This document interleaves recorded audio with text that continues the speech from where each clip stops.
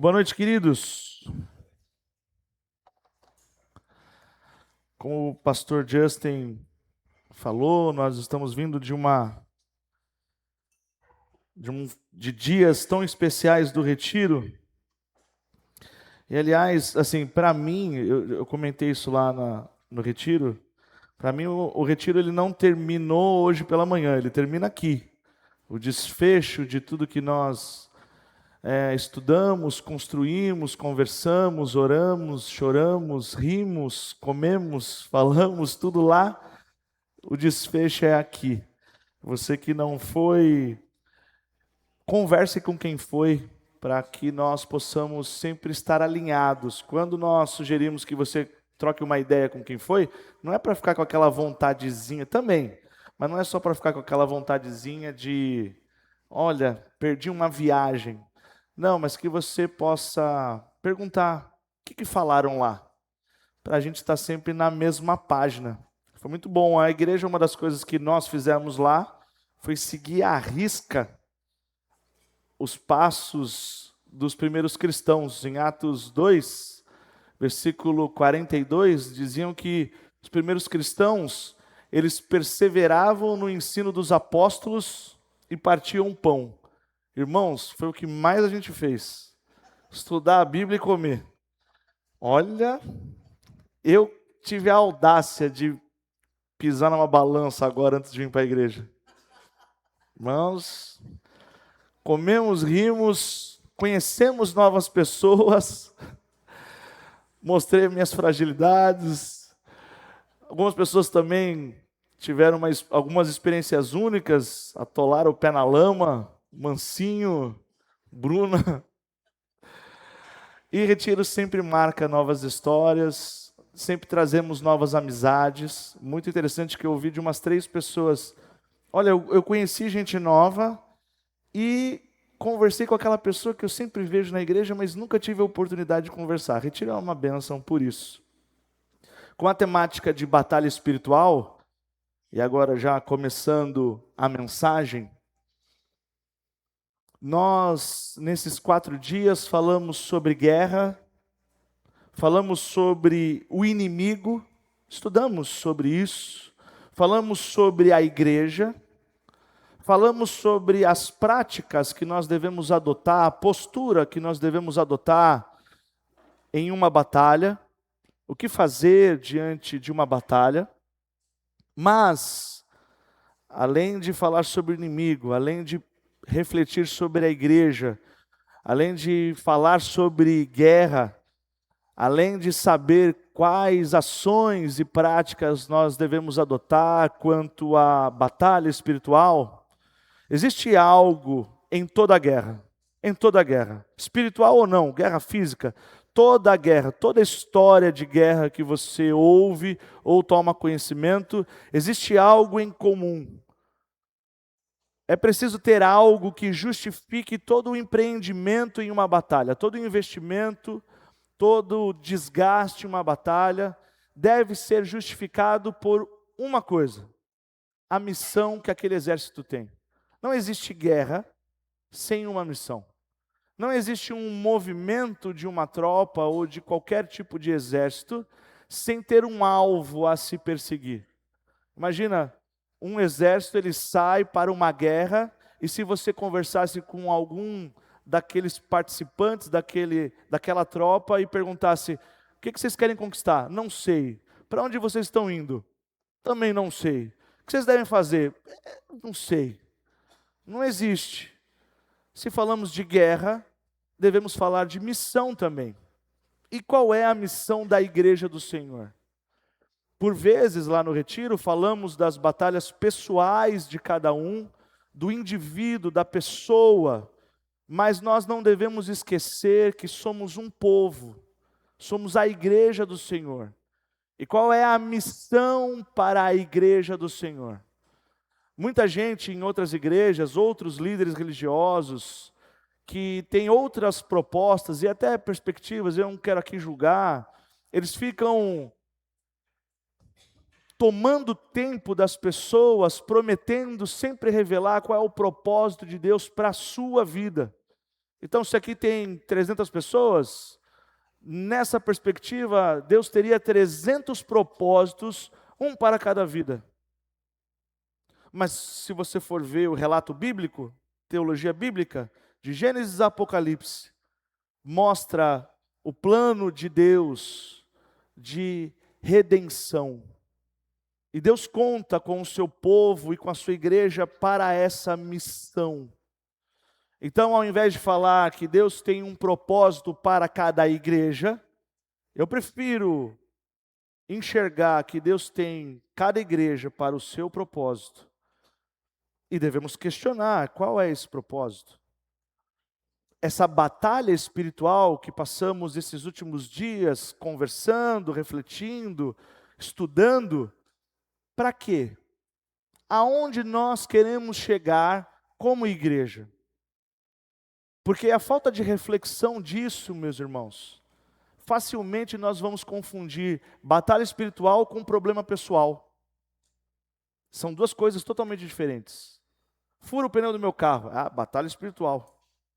Isso aqui é o diabo. Aí imagina uma reunião no inferno. Como vamos destruir o povo de Deus? Vamos furar os pneus. É tão pequeno. Eu não estou dizendo que o diabo não use problemas pessoais para nos retardar, para nós perdermos o foco ou nós desanimarmos. Mas o inferno não se move para furar pneus. Ele tem um propósito: tirar a atenção da igreja do Senhor para a missão do Senhor que confiou à igreja dele. Por isso que a lição de casa para nós é, se alguém perguntasse para qualquer um de nós, qual é a missão da igreja, nós devemos ter essa resposta na ponta da língua. Porque se você não sabe a missão, que batalha você está lutando? Que guerra? Imagina, você é um soldado com uma arma atirando a esmo. Você não mira num alvo, você não concentra, você não tem um foco, você não tem um propósito, você não tem um sentido, não tem uma razão de ser, é apenas barulho, é apenas espetáculo. Devemos buscar sabedoria e discernimento para saber, olha, há problemas pessoais, óbvio. Aliás, quem não tem um problema pessoal? Se não tiver, conversa comigo depois do culto que a gente pode dividir. Eu tenho alguns de sobra aqui, a gente pode compartilhar. Mas qual é a missão? Para que nós fomos chamados? De onde o diabo quer nos tirar? De que rota o diabo quer nos confundir para que nós venhamos a perder o caminho como igreja? Nós queremos ser que tipo de igreja? Daqui a 5 anos, queremos ser ano que vem, queremos ser a mesma igreja? Sério isso? Queremos ser a mesma igreja? Que possamos pelo menos em 1 ano saber responder, eu sei porque eu estou aqui, eu sei quem eu sou, eu sei de onde eu vim, e eu sei para onde eu estou indo. Sermos cristãos bem resolvidos, não quebrados, não perdidos, não tão fáceis de manipular. Qual é a missão? Qual é o nosso objetivo nessa batalha que é do Senhor? Isso ficou bem claro. Lutamos batalhas que Cristo venceu. A batalha é do Senhor. Mas qual é a nossa missão? É claro para você? Se for, amém. Glória a Deus por isso. Mas se não for, abra seus ouvidos. De verdade, ouça essa mensagem com ouvidos de ouvir. Não esqueça dessa mensagem, porque é uma tarefa, é uma responsabilidade que Deus confiou a nós, como igreja do Senhor. A maior, eu não estou falando que é a única, mas a maior batalha espiritual da igreja não é resistir ao diabo, mas permanecer fiel à missão de fazer discípulos. Deus não chamou a igreja para expulsar demônios, apesar que expulsar demônios acontece durante a missão da igreja. mas não é o objetivo da igreja. O objetivo da igreja, a missão da igreja é fazer discípulos. Muitos irmãos, muitos reduzem o tema batalha espiritual a se defender do diabo. Fazem de tudo para que nós venhamos aprender a se defender. E devemos, não estou falando o contrário. Mas e atacar? E atacar para quê? Para chegar aonde? Isso faz parte do meu dia a dia, do seu? Esse tema tem a ver com a nossa segunda-feira amanhã? Tem.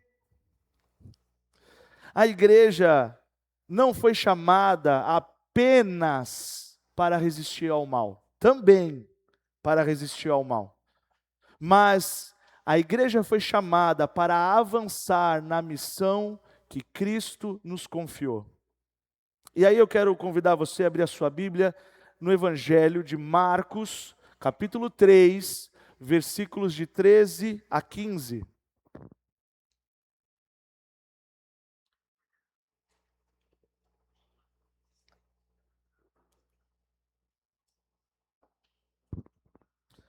Diz o seguinte: Jesus subiu ao monte e chamou a si aqueles que ele quis, os quais vieram para junto dele.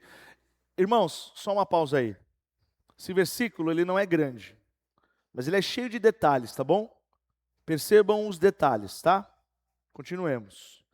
Jesus subiu ao monte e chamou a si aqueles que ele quis, os quais vieram para junto dele. Então, por que esse então? Então, a partir daqueles que estão junto dele, escolheu 12, a quem também designou apóstolos, para que estivessem com ele, fossem enviados a pregar e exercessem autoridade para expulsar demônios. Esse texto aqui que nós lemos do Evangelho de Marcos, ele mostra uma progressão. É um texto que ele vai se desenvolvendo, ele vai crescendo. Ele traz uma ordem, ele não está jogado. O autor bíblico não jogou a esmo. Ele colocou numa sequência com uma lógica. Então repare, antes da autoridade de expulsar demônios, vem a comunhão com Cristo Jesus. Antes da missão, vem o discipulado. Antes da batalha, vem estar com Jesus. Há muitos que se lançam, ou pelo menos declaram se lançar para a guerra espiritual, mas não alimentam uma vida com Jesus. Não vão até Ele, não vão estar junto dEle durante a semana. Então é muito fácil, e é assim, não tem como um pastor julgar. Então se alguém chegar para mim, o pastor Justin, o pastor Jay, e falar assim: pastor, semana que vem estamos aqui na batalha, na guerra. Provavelmente os pastores vão falar: amém, glória a Deus por isso, irmão. Estamos juntos. E amanhã, segunda-feira, não vou estar com você. Pastor Jay não vai estar com você. Pastor Justin não vai estar com você. Deus vai estar com você. Você vai estar com Ele? É interessante gastar o meu inglês aqui agora, hein? Há uma história, que não sabe se é lenda ou não, mas há uma história até famosa, um episódio que aconteceu durante a Guerra Civil Americana, a Guerra da Secessão, em que, em uma reunião na Casa Branca, o presidente então, Abraham Lincoln, gostou? Estava numa reunião com alguns conselheiros durante aquela tensão em seu próprio país, e um dos conselheiros, querendo demonstrar confiança para o presidente, falou assim: nós vamos ter a vitória. Eu creio, presidente, eu espero que nós tenhamos a vitória, porque Deus é por nós. E o presidente teria dito que: eu não estou preocupado se Deus está conosco. Estou preocupado se nós estamos com Ele, porque Deus é justo. Deus não tem preferência. Deus não cai nas nossas narrativas de bajulação. Deus sonda o nosso coração. Deus é justo. Então, se nós queremos vender um peixe de que estamos íntimos de Deus, mas não lemos as nossas Bíblias, se nós não oramos a Deus, se nós não aprendemos a confessar os nossos pecados entre os nossos irmãos, se nós não entendemos que não lutamos sozinho, que não andamos sozinho, que ser e pertencer a uma igreja é uma estratégia do próprio Deus para revelar a sua graça ao mundo, nós estamos enganando somente uma pessoa, a nós mesmos. É uma ilusão, é uma inocência, é uma ingenuidade. Precisamos compreender que antes de qualquer argumento quanto à batalha espiritual, precisamos nos certificar se estamos juntos de Jesus. Porque tudo que Jesus disse aos seus discípulos, disse porque estes estavam junto dele. Interessante a construção que Marcos, no capítulo 3, apresenta.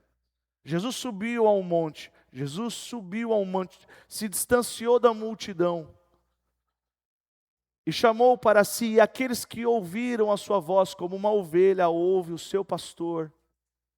Seguiu e foi em direção a ele, e estando junto dele, aí Jesus começa a vocacioná-los, a pregar o evangelho, a enviá-los por todo o mundo, e aí sim terem a autoridade para expulsar demônios. Perceba essa ordem. Jesus não chamou os 12 discípulos para expulsarem demônios. Isso não quer dizer que os discípulos nunca expulsariam demônios. Mas não era o objetivo final. Conseguem entender isso?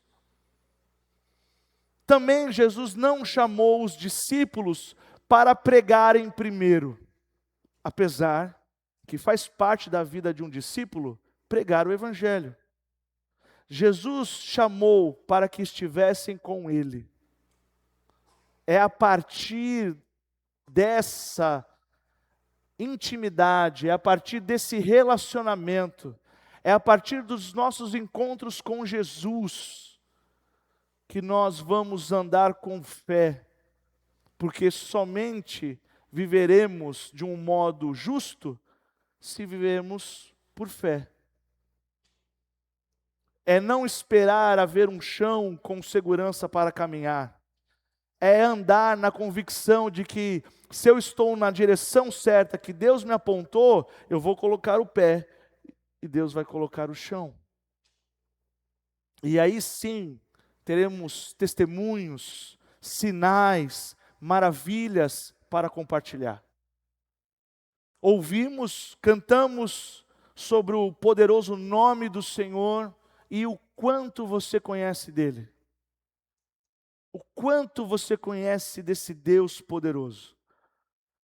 Se você não tem intimidade com Deus, a única coisa que você percebeu até aqui no louvor, pelo louvor, é o que Ele é capaz de fazer. Sim, Ele é poderoso. Sim, Ele pode curar.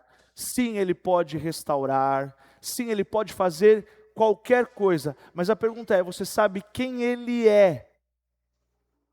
Você sabe quem Ele é? Você conhece o caráter de Deus, o coração de Deus revelado nas Escrituras? É o que nós devemos buscar.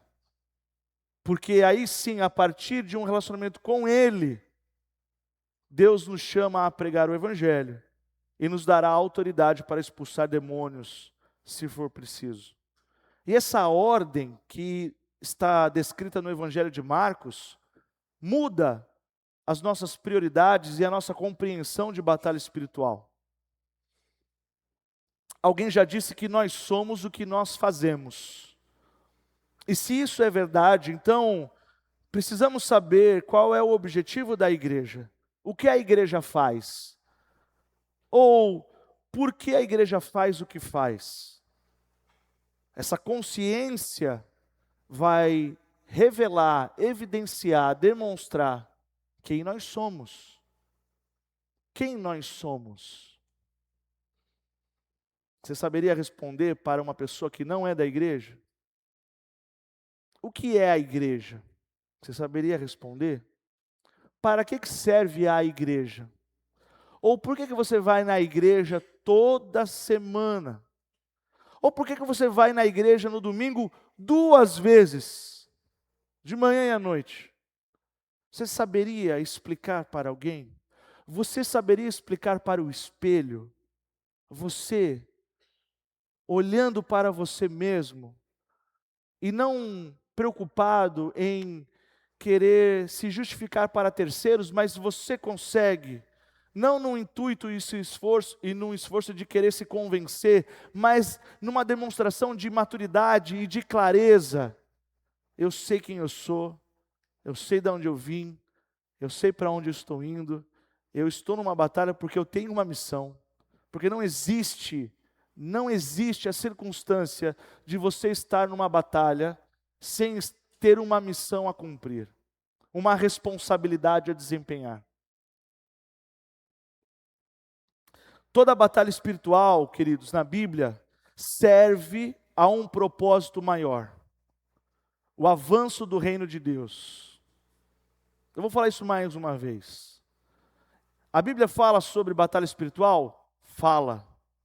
E se você souber só isso, que a Bíblia fala sobre batalha espiritual, a Bíblia fala sobre o sobrenatural. Foi até uma das brincadeiras que a gente falou lá no retiro, né? Olha, dizem que Batista não fala sobre o Espírito Santo nem sobre o diabo. E foi o que nós mais falamos nesse retiro, sobre o Espírito Santo de Deus, que nos convence do pecado, da justiça e do juízo, e sobre o inimigo das nossas almas, que quer nos roubar, matar, destruir. São reais. São reais. Falamos. Mas se eu chegar aqui no púlpito e falar assim, olha, a Bíblia fala do sobrenatural, e parar por aí, e o ouvinte pode falar, tá bom. E comentar com outra pessoa, olha, o pastor falou que a Bíblia fala do sobrenatural. Tá bom. E o que isso vai, essa informação, que diferença vai fazer amanhã, que não tem culto? Ao passo de que, se nós como cristãos, chamados, vocacionados, que temos a confiança do próprio Deus, que nos entrega uma missão a cumprir, termos esse entendimento, essa clareza, essa visão, que existe batalha espiritual na Bíblia, e toda batalha espiritual na Bíblia serve a um propósito maior, o avanço do reino de Deus. No Evangelho de Mateus, capítulo 12, versículo 28, diz o seguinte: mas, se é pelo Espírito de Deus que eu expulso demônios, então chegou a vocês o reino de Deus. Esse então, aí no meio do versículo, está falando o seguinte, olha, o expulsar demônios é uma evidência de que o reino de Deus chegou. Não é o motivo, não é a meta, não é o alvo, não é o objetivo final. Qual é o objetivo da igreja? Expulsar demônio? Não.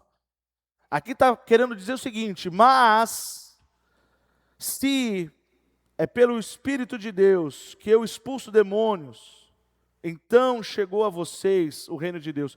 Essa autoridade de expulsar o mal demonstra que o reino de Deus tomou aquele lugar. Você já viu ou reportagens ou histórias sobre guerras? Guerras não se vence em uma batalha só, dificilmente. Mas é uma tomada de campo. Você vai tomando campo. Você vai avançando e você vai colocando a sua bandeira, você vai marcando o território, você vai avançando até você conquistar aquele espaço por completo. Reino de Deus, aonde vai avançando, não há como as trevas coexistir com a luz. É a mesma coisa, ou esse salão está todo apagado, ou esse salão está aceso. Não tem como estar aceso e apagado. À medida que o reino de Deus vai avançando no seu trabalho, o mal tem que sair fora. À medida que o reino de Deus vai avançando dentro do seu casamento, o mal tem que sair fora. À medida que o reino de Deus vai avançando nos seus relacionamentos familiares, pessoais, com seus amigos, vizinhos, aonde você pisar, à medida que você for sal e luz, à medida que você fizer a diferença, à medida que você for um discípulo de Jesus, o mal tem que sair fora. O contrário também é verdadeiro. À medida que o mal vai avançando e o discípulo de Jesus se acovarda, se omite, se cala, se constrange, eu não vou falar de Jesus porque eu estou com vergonha. O mal vai tomando o espaço, porque não somos apenas nós que temos uma missão. Eles também têm uma outra missão. Entende que ninguém guerreia por esporte. Ninguém guerreia por hobby. Quem luta uma luta, quem batalha uma batalha, quem está numa guerra, está para realizar uma missão. A maturidade está em saber isso. Ao contrário do que muitos podem pensar, e apelam somente ao sobrenatural, quando se fala sobre batalha espiritual, e aqui, irmãos, saia da arapuca do extremismo, tá? Quando eu falo a frase, ao contrário do que muitos podem pensar, e apelam somente ao sobrenatural, eu não estou do lado dos que nunca falam do sobrenatural, ok? Existem o que fala muito e somente do sobrenatural, e existem aqueles que nunca falam do sobrenatural. O meu esforço está aqui. O sobrenatural faz parte da realidade da vida cristã, mas não é o objetivo final, ter visões, expulsar demônios. É uma realidade que Deus revela a quem quer. Isso não é uma obrigação, não é uma meta, não é o objetivo final. A Bíblia revela uma outra coisa ao povo que segue a Jesus. A Bíblia revela uma outra coisa, uma outra prioridade àquele povo que segue a Jesus. Está em Mateus, capítulo 28, versículos 16 a 20. Mais uma vez eu peço que os irmãos se atentem aos detalhes, por favor. Mateus 28, de 16 a 20. Diz o seguinte: os 11 discípulos foram para a Galiléia, ao monte que Jesus lhes indicara. Quando o viram, o adoraram. Alguns, porém, duvidaram. Muito interessante isso, né? A pessoa vai aonde Jesus indica, vai porque Jesus indica, vai na direção certa que Jesus indicou, e aí chega lá, o pessoal está no mesmo coração, está na mesma vibe? Não. Uns adoram, outros duvidam. Muitas vezes, no arraial, é assim que acontece. Todos estão com o mesmo intuito de adorar a Deus, uns estão desconfiando.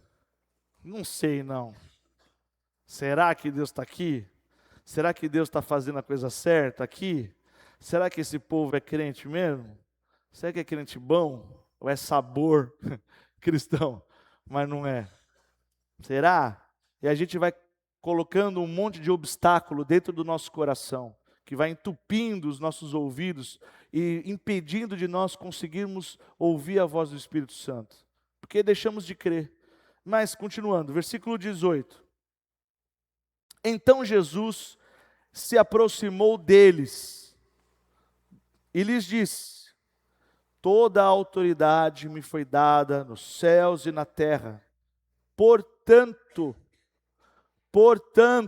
a partir da autoridade que há em Cristo Jesus, vão e expulsem demônios, vão e soprem, derrubem, façam um espetáculo. Não. Portanto, vão e façam discípulos, só do nosso bairro, para a nossa igreja ficar bem assim pequenininha, porque é ruim igreja grande? Não. Portanto, vão e façam discípulos de todas as nações, batizando-os em nome do Pai, do Filho e do Espírito Santo, ensinando-os a obedecer a tudo o que eu ordenei a vocês. E eu sempre estarei com vocês até o fim dos tempos.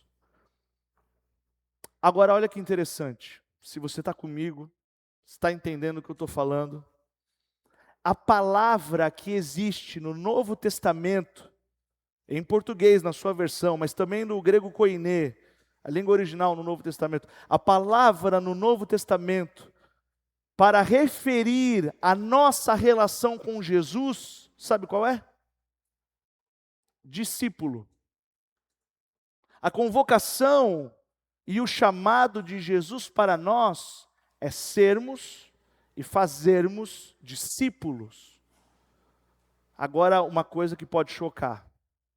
Jesus não nos chamou para trazer outros para uma religião chamada cristianismo. Jesus não pediu para que nós possamos fazer novos crentes. Jesus chamou homens e mulheres para segui-lo como seus discípulos. Agora, olha que interessante, a palavra cristão,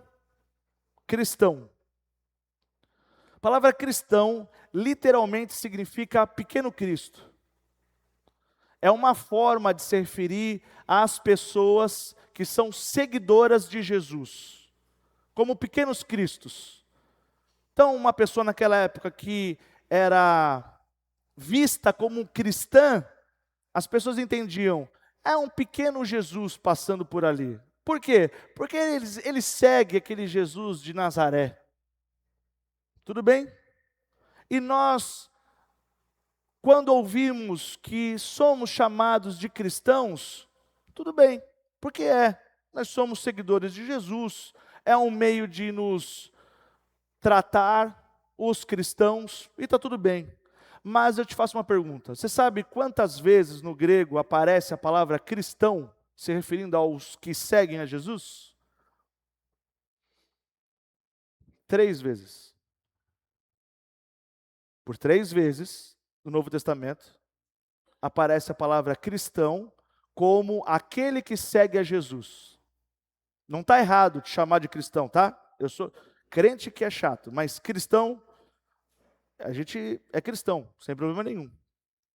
Agora, sabe quantas vezes aparece no Novo Testamento a palavra discípulo? Alguém chuta? Mais de 260 vezes. Mais de 260 vezes. Aqueles que seguem os passos de Jesus são reconhecidos como discípulos.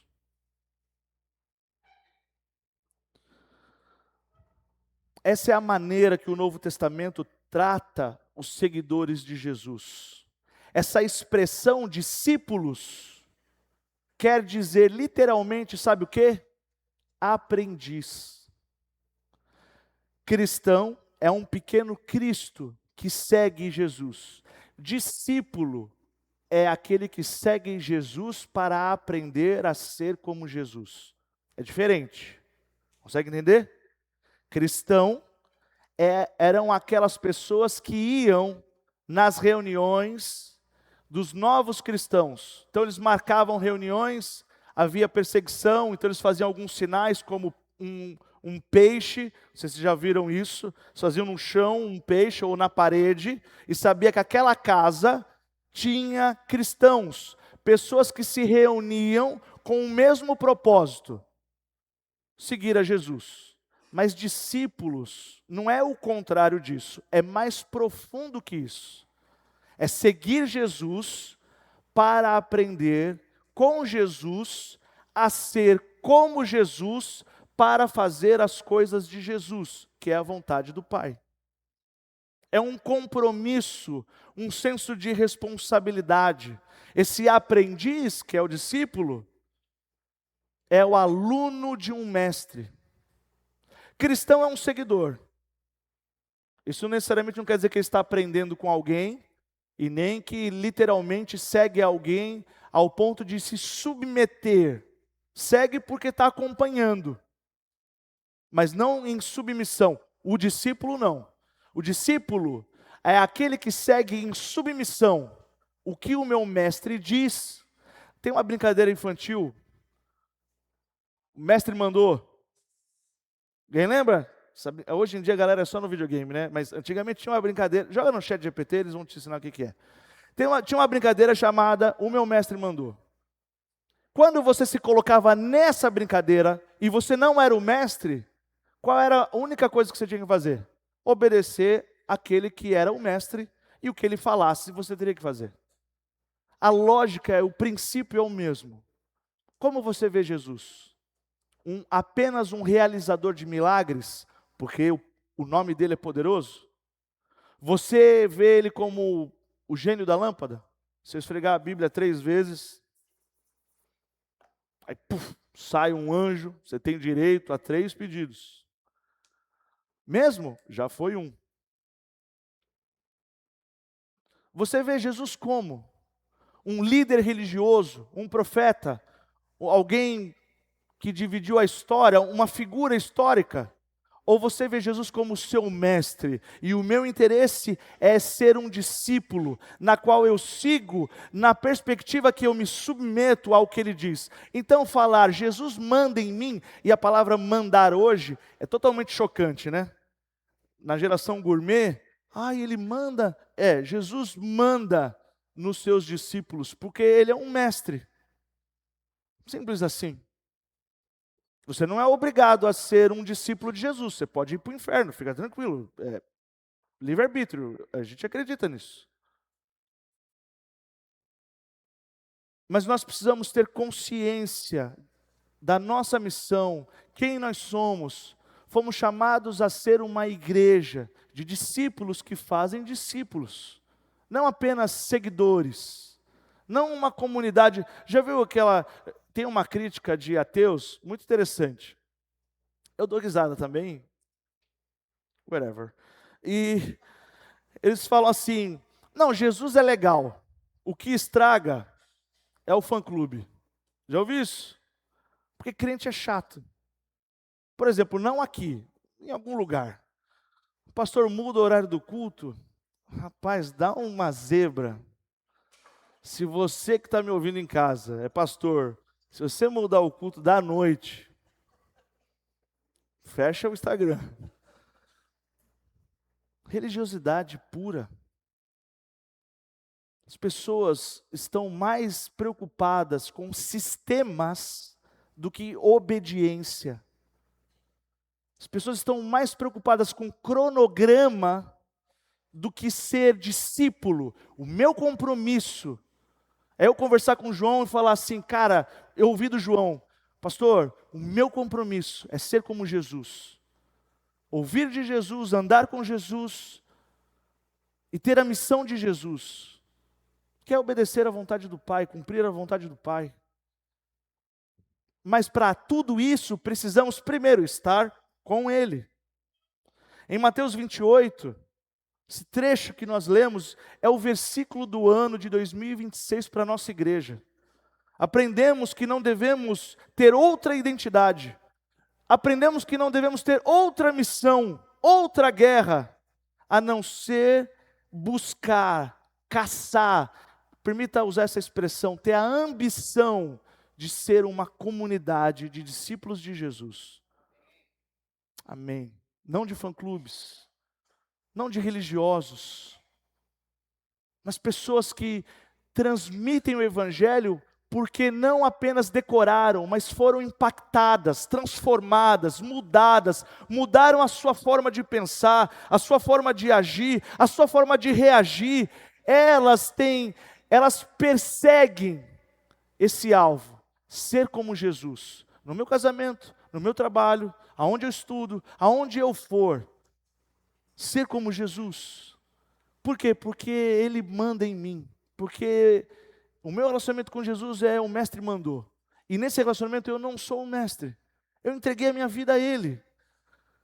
Muitos das tensões e críticas e confusões que há na vida cristã dos crentes é justamente porque você entrega partes da sua vida. Eu entrego o meu coração, mas eu não entrego o meu bolso. Eu entrego o meu talento, mas eu não entrego a minha agenda. Eu sou muito ocupado. Deus não pode mexer na minha agenda. Ele pode mexer em qualquer coisa, mas na minha agenda não. Eu aceito Jesus nos meus termos. Irmãos, cuidado. Quem é você? Da onde você veio? Da onde Jesus te tirou? Para onde Ele está te levando? O que Ele lhe confiou? Ele te chama para ser o quê? Qual é a sua identidade? Eu gosto de perguntas, porque são as perguntas que me faz andar, pelo menos. Você já conversou com quem sabe tudo? É horrível.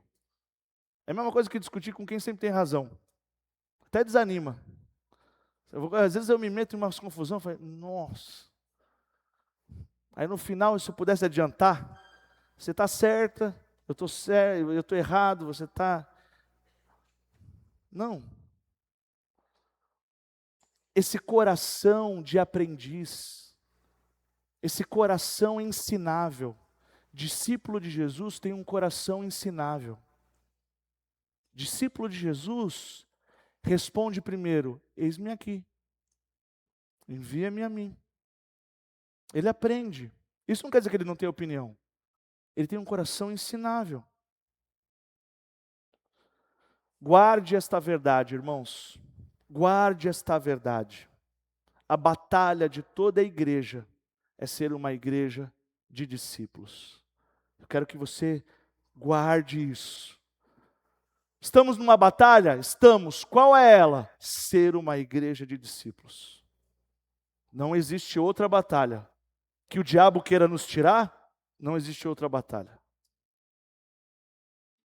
Não devemos perder o foco, a não ser perseguir esse objetivo, ser discípulos de Jesus, que seguem a Jesus, se submetendo a Jesus.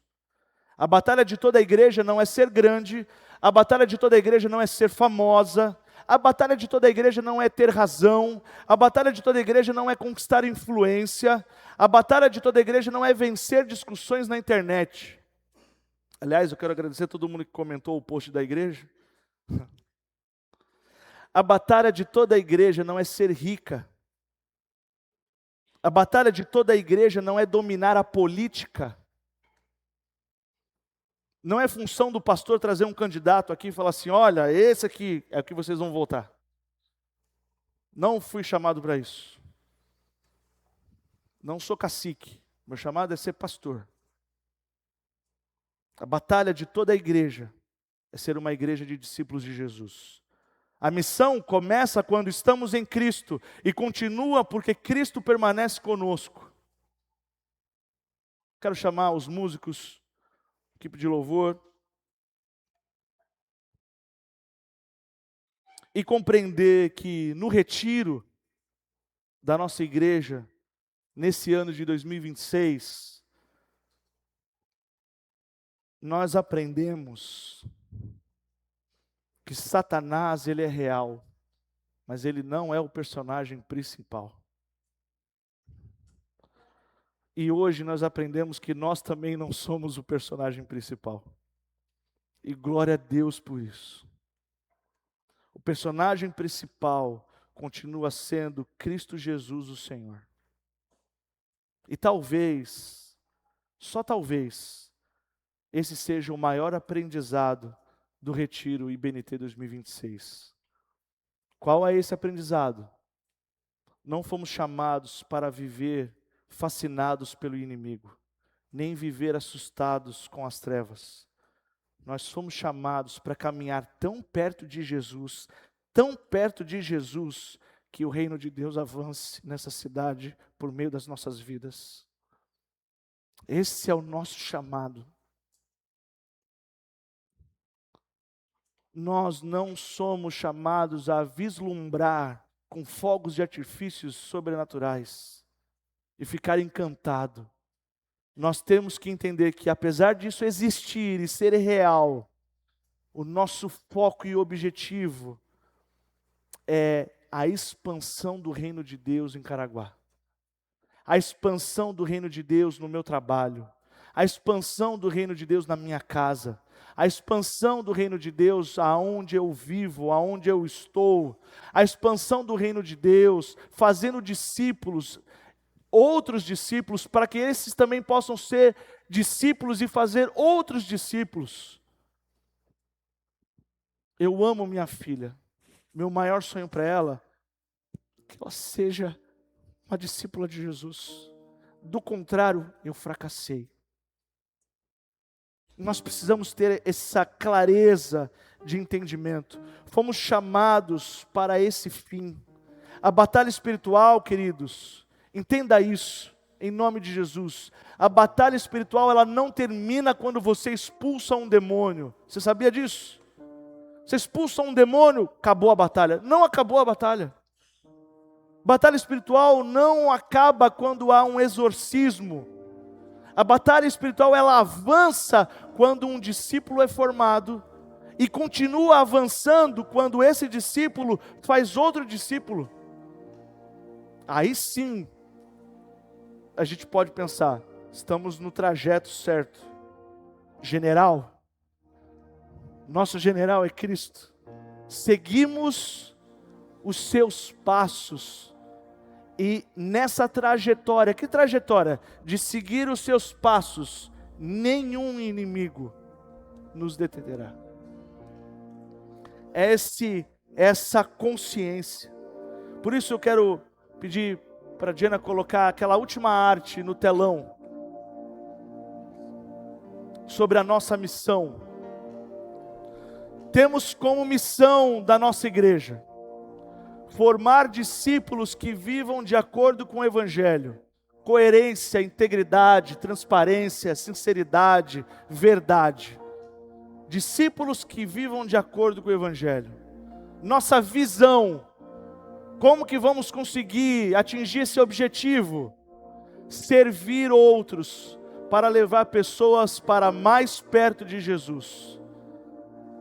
Irmãos, há lugares que líderes querem ser servidos. Nós aqui estamos falando de peito aberto.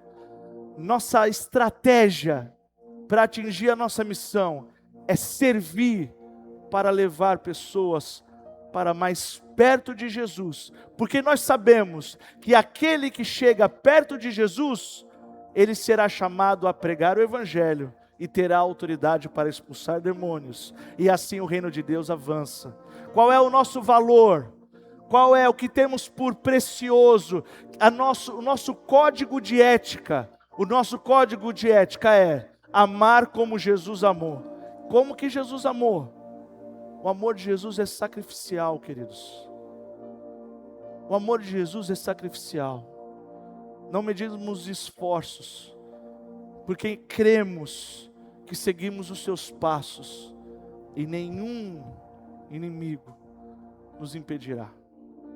Por isso que o apelo hoje, o altar vai estar aberto e eu quero fazer um convite, primeiramente aos membros dessa igreja, mas se você nos visita hoje, já conhece como nós pensamos. E hoje o apelo é esse convite para todos aqueles que desejam ser mais do que crentes, decidam ser discípulos de Jesus. Nos encontraremos aqui em oração, juntos, perseguindo esse alvo, uma igreja de discípulos de Jesus. Glórias a Deus. Amém.